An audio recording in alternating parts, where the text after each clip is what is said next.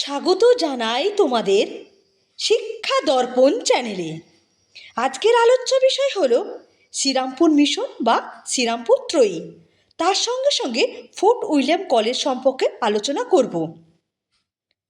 আমি তোমাদের আগের ক্লাসে mental health and hygiene, assessment, measurement and evaluation, guidance and counselling, sociological foundation of education, psychological foundation of education, Indian school, western school ইত্যাদি ইউনিটগুলো পড়িয়ে দিয়েছি।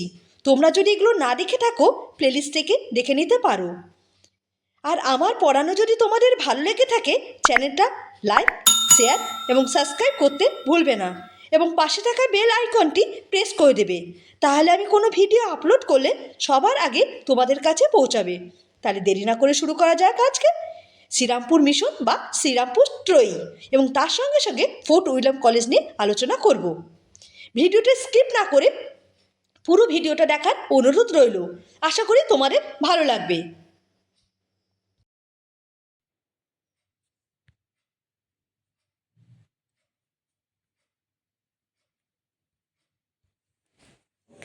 শিক্ষাক্ষেত্রে শ্রীরামপুর মিশন বা শ্রীরামপুর ত্রয়ীর অবদান। 1757 সালে 23শে জুন পলাশির যুদ্ধে সিরাজদৌল্লা ইংরেজের কাছে পরাজিত হন এবং বাংলার শাসন সম্পূর্ণভাবে ইংরেজদের হাতে চলে যায়। ইস্ট ইন্ডিয়া কোম্পানি ব্যবসা বাণিজ্যের উদ্দেশ্যে ভারতে প্রবেশ করেন এবং বাণিজ্যিক কোম্পানির সঙ্গে সঙ্গে মিশনারিরা এদেশে আসেন। তাদের উদ্দেশ্য ছিল ভারতীয়দের মধ্যে খ্রিস্টান ধর্মীয় বাণী প্রচার করা, আধুনিক শিক্ষালাভ করা, ভারতীয় খ্রিস্টান ধর্ম প্রচার সহজ হবে এই বিশ্বাসে মিশনারিরা শিক্ষা প্রতিষ্ঠানে নিয়োগ করেন এবং ইউরোপের বিভিন্ন দেশে মিশনারিগণ ভারতের বিভিন্ন স্থানে শিক্ষাক্ষেত্র স্থাপন করতে শুরু করেন। তাহলে আমরা কি জানতে পারলাম? এই যে শ্রীরামপুর মিশনারি উদ্ভবের পূর্বে এই 1757 সালে পলাশির যুদ্ধের পর যখন সিরাজদৌল্লা পরাজিত হলো তখন বাংলার শাসন ব্যবস্থা সম্পূর্ণভাবে ইংরেজদের হাতে চলে এসেছিল এবং ইস্ট ইন্ডিয়া কোম্পানি এই ভারতের মধ্যে ব্যবসা বাণিজ্য করতে এসেছিল।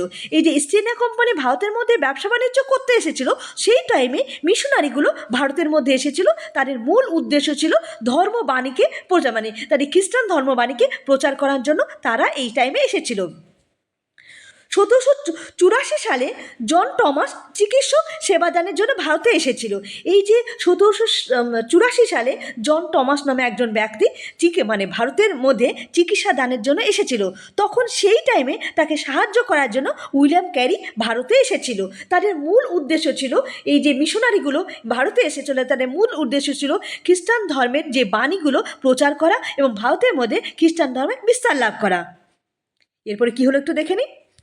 এই যে শ্রীরামপুর ত্রয়ী শ্রীরামপুর হলো একটা জায়গা। এই যে শ্রীরামপুর ত্রয়ী কাকে বলে? শ্রীরামপুর ত্রয়ী বলা হয় William Carey, William Ward and Joshua Marshman এই তিনজন একত্রিত হয়ে একটা ধর্ম প্রচারের জন্য একটা সংস্থা তৈরি করেছিল। একে বলা হয় শ্রীরামপুর ত্রয়ী। তাদের মূল উদ্দেশ্য ছিল খ্রিস্টান ধর্মে প্রচার করা।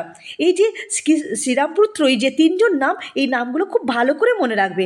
একটা হলো William Carey, William Ward and Joshua Marshall. এই তিনজন একত্রিত হয়ে ধর্ম ও শিক্ষা প্রচারে নিযুক্ত হয়। এই তিনজনকে শ্রীরামপুর ত্রয়ী বলা হয়। এই তিনজন মিলে যে শ্রীরামপুরে ধর্মপ্রচার বা শিক্ষা প্রসারের জন্য অগ্রসর হয়েছিল এই তিনজনকে একত্রিতকে বলা হয় শ্রীরামপুর ত্রয়ী। তাহলে বোঝা গেল শ্রীরামপুর ত্রয়ী কাকে বলে। এই তিনজনের মধ্যে উইলিয়াম ক্যারি ছিলেন একজন ধর্মপ্রচারক, ওয়াট ছিলেন একজন দক্ষ মুদ্রক শিল্পী, আর জশুয়া মার্সম্যান ছিলেন একজন শিক্ষক। এই তিনজনের সমবেত প্রচেষ্টার মধ্যে একটা নতুন অধ্যায়ের সূচনা হয়েছিল। তার নতুন অধ্যায় কেন হয়েছে? এর মাধ্যমে খ্রিস্টান ধর্ম প্রচারও বাংলার ভারতের মধ্যে শিক্ষা ব্যবস্থার প্রচারের জন্য এরা অগ্রগণ্য ভূমিকা পালন করেছিল। আশা করি বোঝা গেল। তাহলে শ্রীরামপুর ত্রয়ীটা কী জিনিস? এরপরে কি আছে একটু দেখে নিই। এরপরে হলো মুদ্রণ শিল্প প্রবর্তন ও পুস্তক মুদ্রণ। ভারতে মুদ্রণ শিল্প প্রবর্তনে শ্রীরামপুর মিশনারি উদ্যোগে সম্পন্ন হয়েছিল ও তার সহযোগীরা শিক্ষা বিস্তার করতে গিয়ে পাঠ্যপুস্তকের অভাব বিশেষভাবে উপলব্ধি করেছিল। এই জন্য তারা পাঠ্যপুস্তক মুদ্রণের পরিকল্পনা করেন। দেশীয় ভাষায় বাইবেল চেপে বিতরণ করাই ছিল ছাপাখানা নির্মাণের প্রধান উদ্দেশ্য, কিন্তু সেই সঙ্গে অনেক পাঠ্যপুস্তকও ছাপা হয়। এই যে উইলিয়াম কেরি বা উইলিয়াম ওয়ার্ড বা জাসুয়া মার্শাল, এই তিনজনের নেতৃত্বে যে শ্রীরামপুর মিশনারি হয়েছিল, মূল উদ্দেশ্য ছিল ধর্ম প্রচার করা। ধর্ম প্রচারের জন্য যীশুখ্রিস্টের বাণী বা যীশুখ্রিস্টের নীতিগুলো প্রচার করার জন্য তারা জনগণের মধ্যে পৌঁছানোর জন্য ছাপাখানা স্থাপন করেছে এবং ছাপাখানার মাধ্যমে সে সমস্ত জিনিসপত্র জনগণের মধ্যে প্রচার করেছে। এই যে ছাপাখানার দায়িত্ব দিয়েছিলেন উইলিয়াম ক্যারি, চার্লস উইনকিন্সকে তার দায়িত্ব দিয়েছিলেন। চার্লস উইনস্কিমকে ছাপাখানার দায়িত্ব দিয়েছিল এবং চার্লস উইনস্কিম এই দায়িত্ব পঞ্চানন কর্মকারীর দ্বারা এই মুদ্রাক্ষর ছাপানোর কাজ করেছিল। তাহলে আমরা কি জানতে পারলাম? মুদ্রাক্ষর খোদাইয়ের কাজ করেছিল পঞ্চানন কর্মকার, আর মুদ্রাক্ষরের জনক কাকে বলে? চার্লস উইনস্কিম। তোমরা এটা ভালো করে মনে রাখবে, অনেক সময় পরে মুদ্রাক্ষরের জনক কাকে বলে। মুদ্রাক্ষরের জনক হলো চার্লস উইনকিন্সকে, আর মুদ্রাক্ষর ছাপানোর কাজ করেছিলেন পঞ্চানন কর্মকার। উইলিয়াম ক্যারি চার্লস উইনস্কিমকে মুদ্রাক্ষর ছাপানোর দায়িত্ব দিয়েছিল এবং চার্লস উইনস্কিম সেই ছাপানোর দায়িত্ব দিয়েছিল, সে আবার দায়িত্ব দিয়েছিল পঞ্চানন কর্মকার। তাহলে মুদ্রাক্ষর ছাপানোর মানে মুদ্রাক্ষর খোদাইয়ের কাজ কে করেছিলেন? পঞ্চানন কর্মকার। আর মুদ্রাক্ষরের জনক কাকে বলে? চার্লস উইনস্কিম। আশা করি বোঝা গেল। এরপরে দেখে নি কি আছে। এরপর হলো মিশনারিগুলি প্রচারিত বিদ্যালয়গুলির বৈশিষ্ট্য কী ছিল? এই যে মিশনারিগুলি তৈরি হয়েছিল তার বৈশিষ্ট্যগুলো ছিল, বিদ্যালয়গুলো তৈরি হয়েছিল তার বৈশিষ্ট্য কী ছিল? এক নম্বর হলো প্রাথমিক শিক্ষা পদ্ধতি ছিল যথেষ্ট চিত্তাকর্ষক, ধনী দরিদ্র জাতি ধর্ম বর্ণ নির্বিশেষে ছেলে মেয়েদের জন্য বিদ্যালয়ের দ্বারা অবারিত ছিল। 3 নম্বর হলো বিদ্যালয়ের সমস্ত ব্যয়ভার বহন করত মিশনারি। 4 নম্বর হলো পাশ্চাত্য ভাবধারার সুষম মিশ্রণ ঘটানো হয়েছিল। আর লাস্ট পয়েন্ট হলো যুগোপযোগী জ্ঞান বিজ্ঞান ইতিহাস ভূগোল প্রভৃতি সুষম অনুপাতে পাঠ্যসূচি ছিল। তাহলে কি হলো? এই যে মিশনারিগুলির মাধ্যমে বিভিন্ন জাতি ধর্ম বর্ণ নির্বিশেষে বিভিন্ন ব্যক্তিরা এই বিদ্যালয়ে পাঠদান করতে পারছিল। তাদের মধ্যে পাশ্চাত্য সংমিশ্রণ ঘটানো হয়েছিল। শুধুমাত্র যে যীশুখ্রিস্টের বাণী ইত্যাদি বিষয় যে প্রচার করেছিল তা না, তার সঙ্গে সঙ্গে জ্ঞান বিজ্ঞান ইতিহাস গণিত ভূগোল ইত্যাদি পাঠ্যসূচিও পড়ানো হতো। তাহলে বোঝা গেল কি? তাহলে মিশনারিগুলোর উদ্দেশ্য কি ছিল? আশা করি বোঝা গেল। এরপর আমরা দেখে নেন শ্রীরামপুর মিশন ও নারী শিক্ষা। ইংরেজ শাসনের শুরুর দিকে মেয়েদের শিক্ষা ব্যবস্থা খুবই শোচনীয় ছিল। মেয়েদের শিক্ষার জন্য কোনো নির্দিষ্ট প্রতিষ্ঠান ছিল না। সম্ভব ঘরের মেয়েদের বাড়িতে কিছু পড়াশোনা করত। সাধারণ মেয়েদের জন্য শিক্ষার ব্যবস্থা ছিল না। শ্রীরামপুর মিশন মেয়েদের শিক্ষার জন্য এগিয়ে আসে। 1807 সালে একটি ছেলেদের বিদ্যালয়ে একটি মেয়েদের ভর্তি করে এবং শিক্ষা ব্যবস্থা করে। উইলিয়াম ক্যারি সহযোগী ফিমেল জুভিলেন্স সোসাইটি, লেডি সোসাইটি 1821 সালে, লেডি অ্যাসোসিয়েশন 1825 খ্রিস্টাব্দে হয়। শ্রীরামপুরের পাশাপাশি গ্রামে 31টি বালিকা বিদ্যালয় প্রতিষ্ঠিত হয় মিশনারিদের পরিচালিত। তাহলে কি ছিল? এই টাইমে মেয়েদের শিক্ষার কোনো ব্যবস্থা ছিল। যারা সম্ভব পরিবারের মেয়ে ছিল তাদের বাড়িতে পড়াশোনা করতো, বাদবাকি মেয়েদের কোনো ব্যবস্থা ছিল না। এই মিশনারিরা মেয়েদের শিক্ষা ব্যবস্থার জন্য বিভিন্ন বিষয় গ্রহণ করেছিল। এই জন্য এই যে উইলিয়াম ক্যারি ও তার সহযোগীরা মেয়েদের শিক্ষার জন্য ফিমেল জুভিনেল সোসাইটি গ্রহণ করেছিল বা লেডি অ্যাসোসিয়েশন গঠন করা হয়েছিল, বা শ্রীরামপুরের আশেপাশে গ্রামগুলোতে 31টি বালিকা বিদ্যালয় স্থাপন করেছিল। কারণ এই মিশনারিরা মেয়েদের শিক্ষার জন্য বিশেষ অগ্রগণ্য ভূমিকা পালন করেছিল।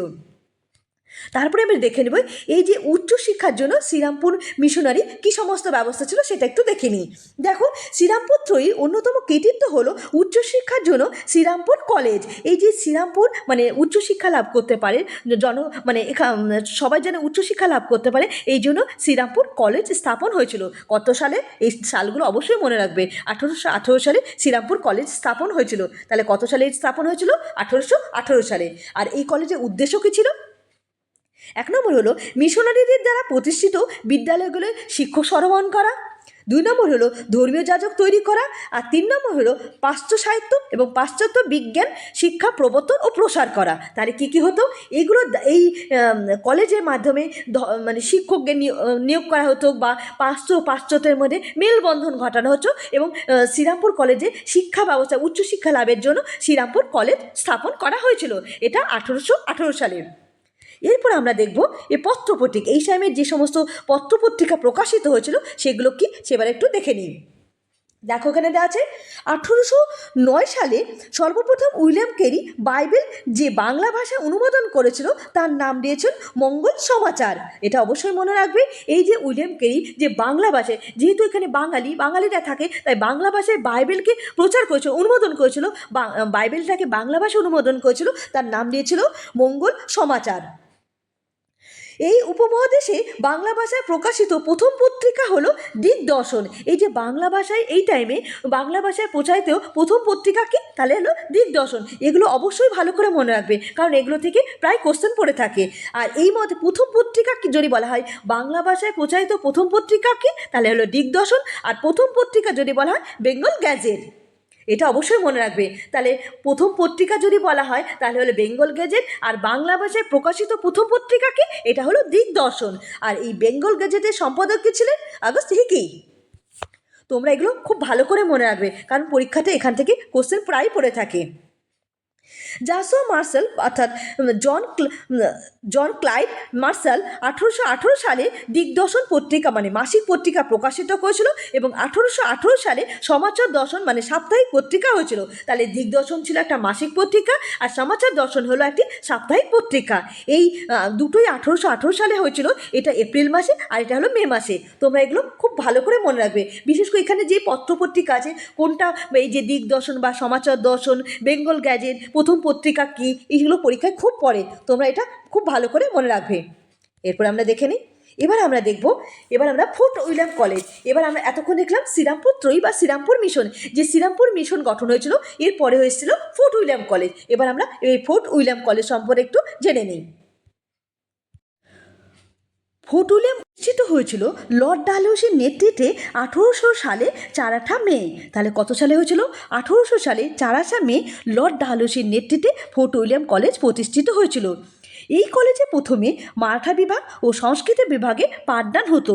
প্রথমে এই ফোর্ট উইলিয়াম কলেজে বাংলা বিষয়ে পাঠদান হতো না, কিন্তু 1801 সালে বাংলা বিভাগে পাঠদান শুরু হয়েছিল। তাহলে আমরা কি জানতে পারলাম? ফোর্ট উইলিয়াম কলেজে প্রথমে মারাঠা বিভাগ এবং সংস্কৃত বিভাগে পাঠদান হয়েছিল, কিন্তু 1801 সালে বাংলা বিভাগে পাঠদান শুরু করেছিল। আর ফোর্ট উইলিয়াম কলেজের অধ্যাপক ছিলেন উইলিয়াম ক্যারি। তিনি বাংলা বিভাগে অধ্যাপক ছিল। তার রচিত বইয়ের নাম কি ছিল? একটা হলো কথোপকথন, আর 2 নম্বর হলো ইতিহাসমালা। কথোপকথন কত সালে লিখেছিলেন? কথোপকথন 1801 সালে লিখেছিল, আর ইতিহাসমালা 1802 সালে লিখেছিল। আর ইতিহাসমালার মধ্যে 150টা গল্প নিযুক্ত রয়েছে। তাহলে আমরা কি জানতে পারলাম? উইলিয়াম ক্যারির বই কি?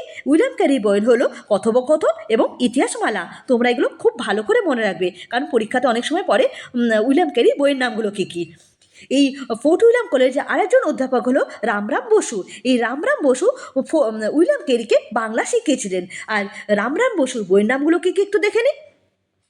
রামরাম বসুর বইয়ের নাম হলো রাজা প্রতাপাদিত্য চরিত্র 1801 সালে, আর 2 নম্বর হলো লিপিমালা 1802 সালে। তাহলে আমরা কি কি জানতে পারলাম? রামরাম বসুর বইয়ের নাম কি? রাজা প্রতাপাদিত্য চরিত্র। এই রাজা প্রতাপাদিত্য চরিত্র ফোর্ট উইলিয়াম কলেজে প্রথম প্রকাশিত গ্রন্থ। অনেক সময় পরীক্ষাতে পড়ে ফোর্ট উইলিয়াম কলেজে প্রকাশিত প্রথম গ্রন্থ কি? তাহলে প্রথম গ্রন্থ কি? রাজা প্রতাপাদিত্য চরিত্র। এটা কে লিখেছে? এটা লিখেছেন রামরাম বসু। এবং দ্বিতীয় গ্রন্থ হলো লিপিমালা 1802 সালে। আশা করি বোঝা গেল। পরের অধ্যাপকগুলো কী কী লিখেছে সেগুলো একটু দেখে নিন। এরপরে হলো মৃত্যুঞ্জয় বিদ্যালঙ্কার। এই মৃত্যুঞ্জয় বিদ্যালঙ্কার সবচেয়ে বেশি বই লিখেছেন। বইগুলো কী কী দেখে নিন। 1 নম্বর হলো 22 সিংহাসন 1802 সালে, রাজাবলী 1808 সালে, হিতপ্রদেশ 1808 সালে, বেদান্ত চন্ডিকা 1817 সালে, আর প্রমোদ চন্ডিকা 1833 সালে। এই নামগুলো খুব ভালো করে পড়বে। তাহলে মৃত্যুঞ্জয় বিদ্যা লঙ্কানের বইয়ের নাম কি? 32 সিংহাসন, রাজাবলী, হিতপ্রদেশ, বেদান্ত চন্দ্রিকা আর প্রমোদ চন্দ্রিকা। এছাড়া এছাড়া চণ্ডীচরণ মুন্সি কি লিখেছেন? তোতার ইতিহাস। চণ্ডীচরণ মুন্সির বইয়ের নাম হয় কি? তোতার ইতিহাস। আর হরপ্রসাদ রায়ের বইয়ের নাম কি? পুরুষ পরীক্ষা, 1815 সালে। এই যে বইগুলো, তোমরা এই বইয়ের নামগুলো খুব ভালো করে মনে রাখবে, কারণ পরীক্ষাতে অনেক সময় এই বইয়ের নামগুলো লিখতে দিতে পারে, অনেক সময় বলে দেয় এই বইটা কে লিখেছে, তো এই নামগুলো খুব ভালো করে মনে রাখবে। এই যে ফোর্ট উইলিয়াম কলেজ 1801 থেকে 1815 সালের মধ্যে অনেক বই লিখেছে, অনেক বেশি উন্নত লাভ করেছিল, তাই জন্য এই 1801 থেকে 1815 সালকে এই ফোর্ট উইলিয়াম কলেজে স্বর্ণযুগ বলে ধরা হয়। তাহলে আমরা কী কী জানতে পারলাম ফোর্ট উইলিয়াম কলেজ সম্বন্ধে? ফোর্ট উইলিয়াম কলেজ কত সালে প্রতিষ্ঠিত হয়েছিল? 18 সালে লর্ড ডালহৌসির নেতৃত্বে ফোর্ট উইলিয়াম কলেজ প্রতিষ্ঠিত। এই কলেজে অধ্যাপক হলো উইলিয়াম কেরি। উইলিয়াম কেরির বই, রামরাম বসুর কী বই লিখেছিল? মৃত্যুঞ্জয় বিদ্যালঙ্কের বইয়ের নাম, তো তারপর চণ্ডীচরণ মুন্সির বইয়ের নাম। এই বইয়ের নামগুলো অবশ্যই মনে রাখবে। তাহলে আজকে আমরা কী কী পড়লাম?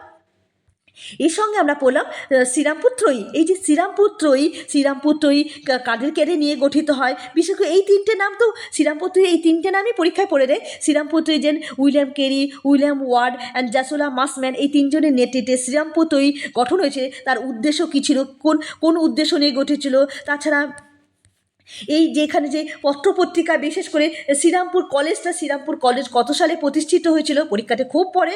তাছাড়া এই যে পত্রপত্রিকা, এটা খুব ইম্পর্টেন্ট। এখানে যে এই যে পত্রপত্রিকার নামগুলো, দিগদর্শন, সমাচার দর্শন, বেঙ্গল গ্যাজেট, নামগুলো খুব ইম্পর্টেন্ট, এগুলো ভালো করে পড়বে। তাছাড়া ফোর্ট উইলিয়াম কলেজে এই যে কে কোন বই লিখেছে, এগুলো পড়লেই হয়ে যাবে। এগুলো ভালো করে পড়লে এখান থেকে কোশ্চেন পড়লে তোমরা সব কোশ্চেন পারবে।